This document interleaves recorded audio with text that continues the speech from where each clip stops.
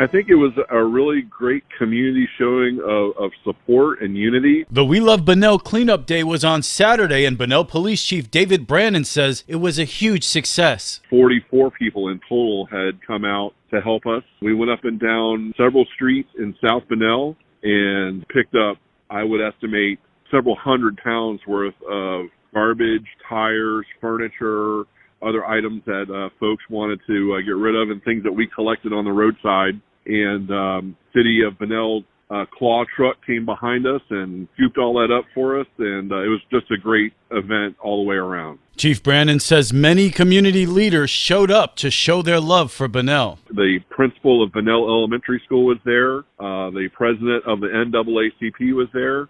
We had a representative from the sheriff's office there.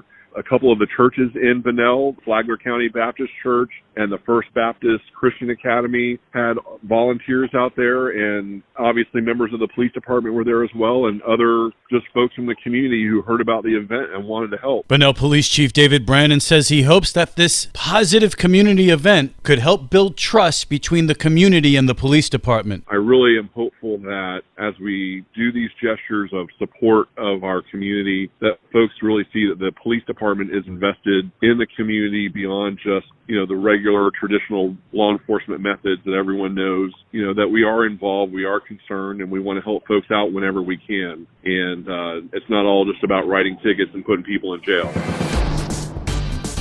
This local news is a service of Flagler County's Toyota dealer, Beaver Toyota US 1 St. Augustine, here to wow you.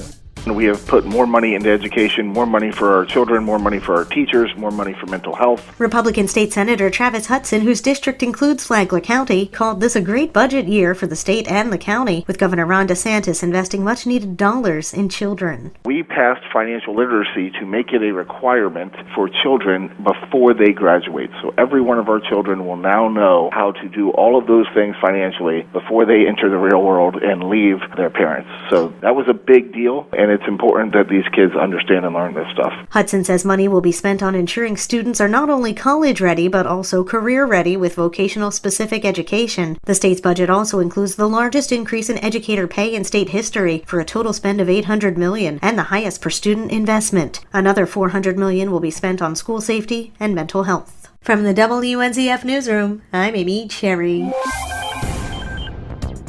Flagler County's May unemployment numbers are out. Palm Coast Flagler Regional Chamber of Commerce President and CEO Greg Blose says the rate increased slightly from April to 2.8%.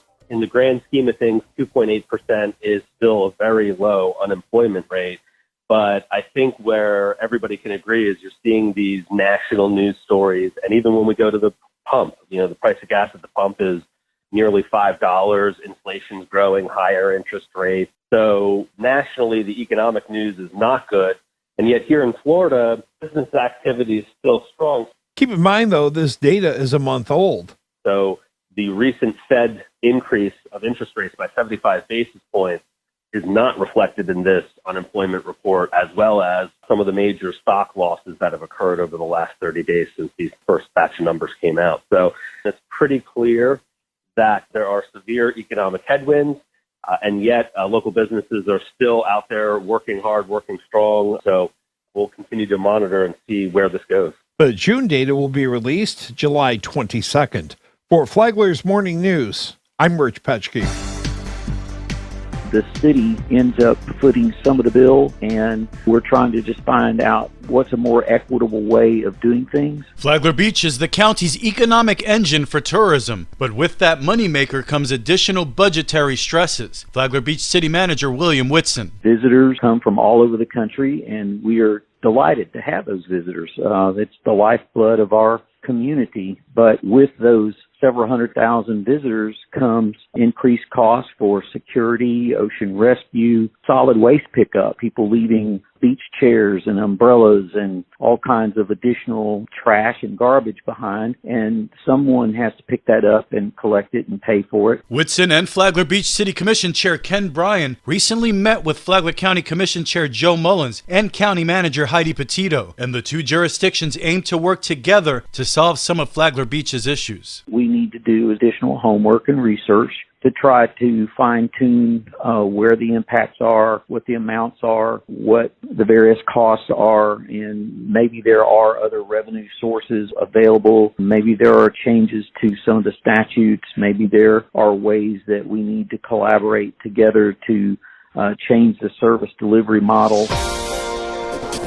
Calling all citizen photographers, Flagler County wants your favorite photos of local bodies of water. Flagler County is seeking photographers who would like to do more than chat about their snaps to submit their images for the Florida Association of Counties 2023 calendar contest. Keep calm and love water. Lacey Martin is the marketing media manager for Flagler County. We're looking for residents to submit photos to us that are shot here in Flagler County. The deadline is August 10th so that the county can get everything submitted, and you'll submit your photos to jmurphy@flaglercounty.gov. Some of the entry requirements include having your photos shot in Flagler County. Photos with logos, names, time, and date stamps or watermarks won't be accepted. Martin says the Florida Association of Counties will give photographers credit for their images in the calendar. For Flagler's Morning News, I'm Karen Johnson. What is PAL? We all know what PAL is. It's your friend. In this case, though, PAL stands for Police Athletic League. The idea behind it is to get sheriffs and deputies and officers that good bond with children, working with children. Deputy Arthur Erlandson is the director of PAL. He's been there for 5 months, and he said on a recent episode of the Flagler Voice that kids these days are afraid of cops and do not want to approach them. Erlandson said that PAL hopes to change that. Now more than ever, it's even more important because of how the media has portrayed law enforcement, and we're not all bad cops. Big E, as some called Deputy Erlandson, said he grew up playing in PAL leagues. You can listen to the Flagler Voice on WNZF on Saturday mornings at 8:30 or anytime on the Flagler radio app. Tomorrow, PAL program coordinator Carrie Henderson has breaking news. From the WNZF newsroom, I'm Deb Albertson. And now you're up to date on Flagler's Morning News. I'm Rich Carroll.